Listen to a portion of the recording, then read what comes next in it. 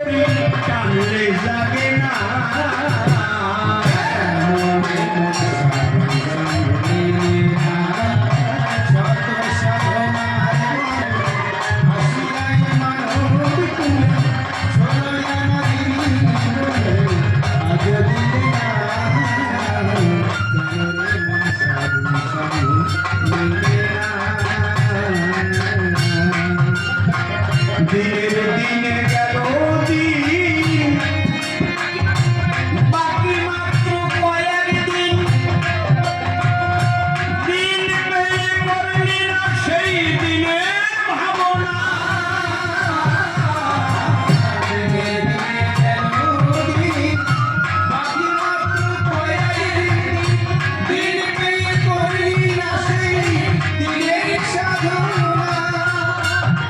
আজকে মা আছে কালকে নাও থাকতে পারে। এই গ্রামবাসীর কাছে আমি একটা অনুরোধ করব, বা যারা আজকে গান শুনছে, আগামী দিন দশমী পুজো, তো দশমী পুজো না আগামী দিন, যিনি বাবা আছেন, বিশেষ করে যে বাবার কর্তব্য ছেলে মেয়েকে দিয়ে মাকে স্নান করিয়ে একটা কাপড় দিয়ে প্রণাম করা। মায়ের জীবনে কেউ শোধ করতে পারে না। মন্দিরে তো জগতের মা, কিন্তু আমার মা তো যার গর্ভে জন্ম নিয়েছে।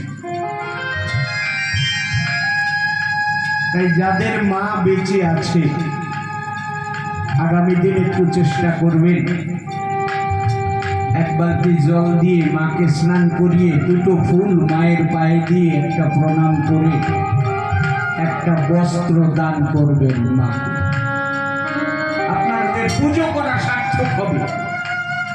এই 15 নম্বর গ্রামবাসীর মায়ের পুজো করা সার্থক হবে।